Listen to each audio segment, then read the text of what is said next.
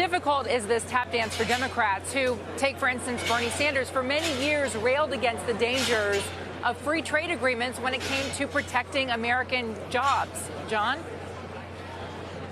I think it's a very difficult tap dance, in particular because of the way the Democratic Party has changed. In reality, the Democratic Party, at its roots, has become more of a pro-free trade policy than Republicans. However, these candidates are sort of scared to come out and say it. Democrats represent the more upscale, metropolitan, trade-dependent parts of the economy in Congress and in the United States Senate.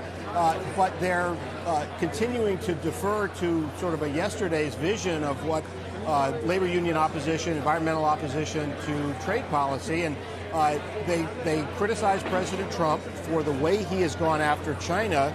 But because they're concerned about their political elements of their political base, they won't embrace things like the Trans-Pacific Partnership, which was, in fact, the alternative to what Donald Trump is doing right now. So that is a very, very awkward position for this field to be in.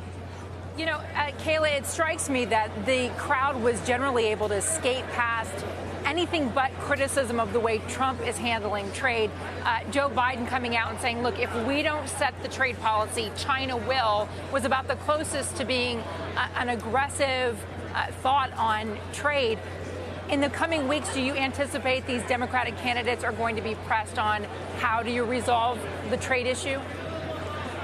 Well, it depends on what happens with the trade issue if the White House chooses to resolve it in its own way. But I think that President Trump not being an ideological president on trade specifically, and even to some degree on health care, has made it really difficult for the Democratic field to define exactly what he's doing wrong and what they would do right instead. They say, for instance, that tariffs are bad, but they also wouldn't remove them. Elizabeth Warren, you just heard her say trade policy benefits big corporations.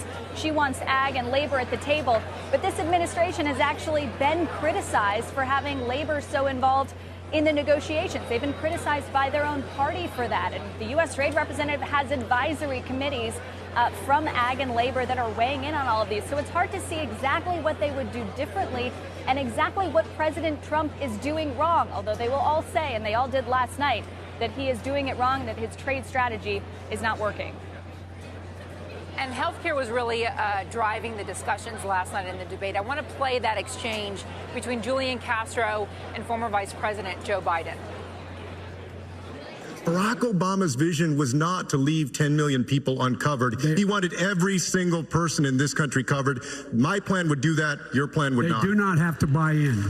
They do not have to buy in. You just said that. You just said that 2 minutes ago. You just said 2 minutes ago that they would have to buy in. You said they would have to buy in. Have to buy in. If you qualify for Medicaid, are you forgetting what you said 2 minutes ago? Are you forgetting already what you said just 2 minutes ago? I mean, I can't believe that you said 2 minutes ago that they had to buy in, and now you're saying they don't have to buy. You're forgetting that. Well, you heard the reaction from the crowd there when Castro brought up the specter of forgetfulness and Joe Biden. But nevertheless, healthcare likely to be a driving issue here. I thought it was really interesting that you saw this back and forth between Bernie Sanders, Elizabeth Warren, and Biden, who says, look, this idea that you have of universal health care, of Medicare for all, is going to just be too crazy, too expensive. Kayla, it was really a sharp division. It was an extremely sharp division, and Biden has been trying to own the center here, and he very clearly did it last night. We heard from advisors in the lead up to last night that he was planning to attack both of those candidates for the impracticality of their visions and the fact that it would be so difficult to pay for them. And that's exactly what he did. And in some cases, Elizabeth Warren specifically had a difficult time answering that. She was asked by the moderators whether middle-class taxes would go up, and she did not answer that question. You also saw at least 5 candidates try to associate themselves with the Affordable Care Act and praise former President Barack Obama for the work that he did to transform health care. But if that halo effect, in fact, works for voters this time around, it's the vice president who's going to be able to benefit the most from that. John, what do you make of this pendulum swinging on in the Democratic Party, that you've got a group of candidates who are very far to the left and trying to pull the party off to the left, when you have another group of candidates who are like, hey, let's just win back the middle? and anyone but Trump. Try to beat Trump in this next election. How does this whole debate play into what happens in the next couple of months for the Democrats? Well, I think the biggest thing that came out of this debate, Contessa, was that those moderates, led by Joe Biden, but backed up by Amy Klobuchar and Pete Buttigieg and Beto O'Rourke, they stood up and did not cede the moral high ground on health care. They were making the argument forcefully that they have more practical ways to move the ball on this issue, as Barack Obama did when he was president. On previous debates, the Democrats who are considered moderate were a little bit more on their back foot and kind of deflecting.